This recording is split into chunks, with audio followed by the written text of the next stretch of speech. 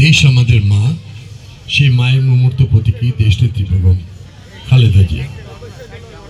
তার দীর্ঘ রাজনৈতিক জীবনের সকল সফলতা, আজ সেই মা আজকে দেশনেত্রী বেগম খালেদা জিয়া অসুস্থ থেকে উন্নত চিকিৎসার জন্য দেশের বাইরে, তারপরও তাকে আরো অবজারভেশন করা হচ্ছে আরো উন্নত চিকিৎসার জন্য।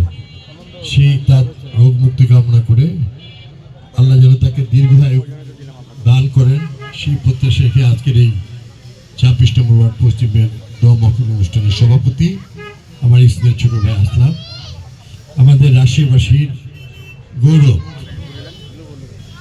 রাজশাহীর অত্যন্ত জনপ্রিয় নেতা, সাবেক মেয়র, কেন্দ্রীয় বন পরিবেশের সম্পাদক, আমার সহযোদ্ধা ভাই মোস্তাফিজ হোসেন বুলবুল, আমার বোন, আমাদের কেন্দ্রীয় মহিলা দলের সহসভানেত্রী, সাবেক সংসদ সদস্য জাহান পান্না, আমার সহযোদ্ধা বন্ধু, দীর্ঘ অনেক আন্দোলন সংগ্রামের পরও, অনেক অত্যাচার নির্যাতন করেও তিনি পেশাজীবী ডাক্তার ভাইদের মধ্যে অনেক শক্তিশালী অবস্থান সৃষ্টি করেছে, আমার সহযোদ্ধা ডায়াবেটিস সভাপতি ডক্টর ওয়াসিম, আমাদের সকল অঙ্গ সংগঠনের নেতৃবৃন্দ, সকল পর্যায়ের নেতৃবৃন্দ, ভাই ও বোনেরা।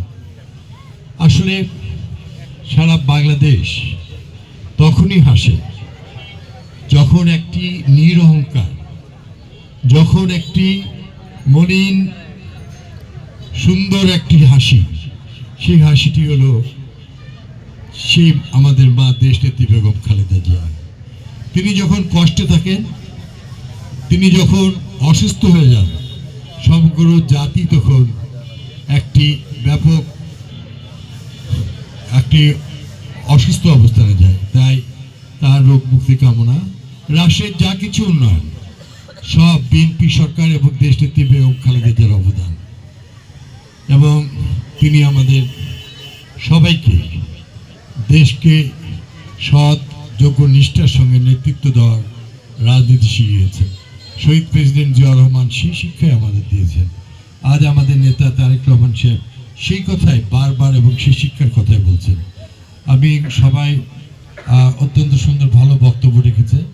আমি ম্যাডামের আরও উন্নত, আল্লাহ যেন ভালো চিকিৎসা দিয়ে তাকে যেন আবার সেই আপসহীন দেশ নেত্রী, 1990-এর গণ অভ্যুত্থানের নেত্রী, যে বাংলাদেশের গণতন্ত্রকে পুনরুদ্ধারের নেতৃত্ব দিয়েছেন, তিনি আবার ফিরে আসুন, আবার সেই 1990-2001-এর মতো বাংলাদেশকে যেমন এগিয়ে নিয়ে গেছিলেন, যিনি বলতে শিখেছিলেন আমি বা আমার বলে কোনো কথা নাই, এটা অহংকারী শেখ হাসিনার কথা।